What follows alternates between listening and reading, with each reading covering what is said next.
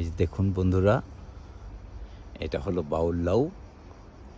এটা উপযোগী হয়ে গেছে খাওয়ার। আজকে আমরা এটা কাটবো। আজকে এটা কেটে আমরা চিংড়ি মাছ দিয়ে রান্না করব। কাটো, বিসমিল্লাহ।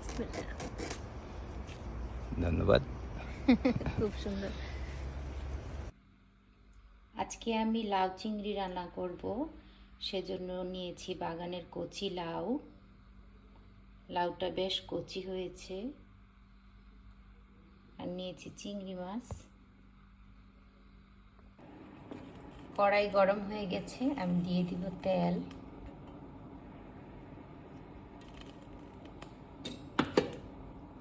দিয়ে দিব পেঁয়াজ।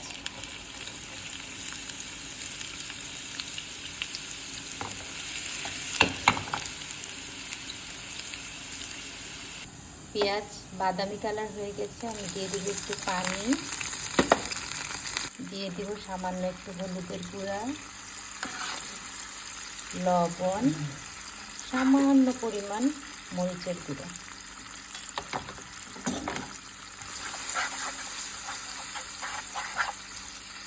ভালো করে কষিয়ে নিব। তেল উপরে উঠলে পরে চিংড়ি মাছ দিয়ে দিব। মশলা কষানো হয়ে গেছে, আমি দিয়ে দিব চিংড়ি মাছ।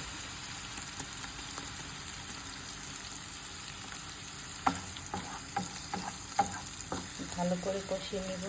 আমার মাছ কষানো হয়ে গেছে, দিয়ে দিব লাউ।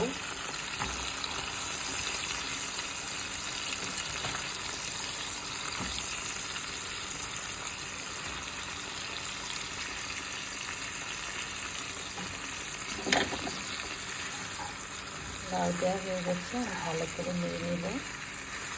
লাউ রান্না হয়ে গেছে, আমি দিয়ে দিব কাঁচামরিচ আর ধনিয়া পাতা।